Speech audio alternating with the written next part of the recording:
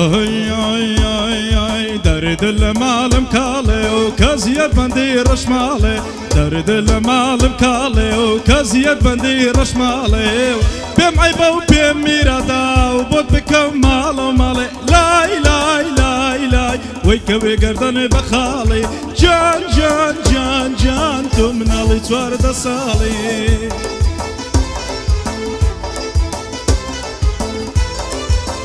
كاسك همي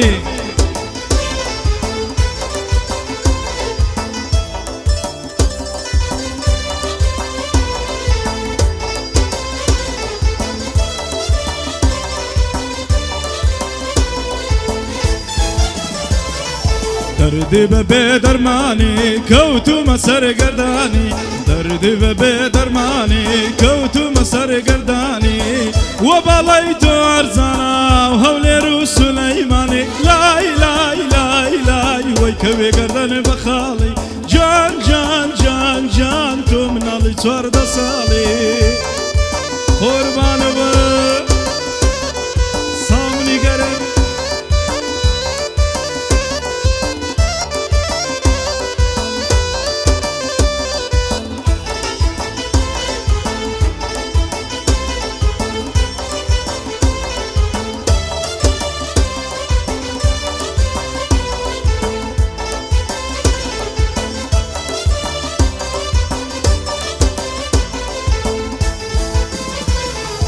قرتو ضلي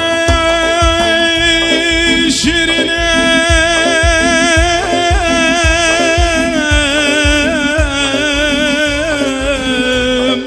من فرادك خسران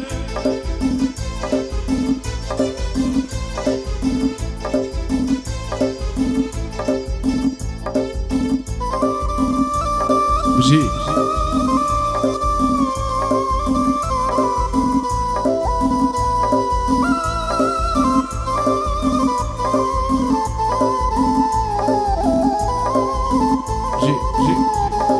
قرتو ضلي شيرين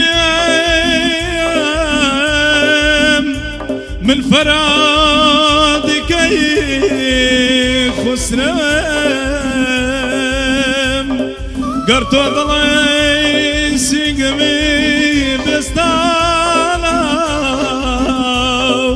منيش لو باخ كويم أمان أمان أمان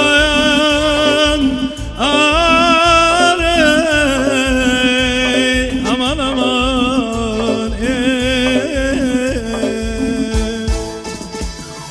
درد المال مكالي وكزيد بندي رشمالي درد المال مكالي وكزيد بندي رشمالي بمعيبه وبميرادا وبود بكمال ومالي لاي لاي لاي لاي ويكوي قردني بخالي جان جان جان جان تو سحبي من علي هاي دلك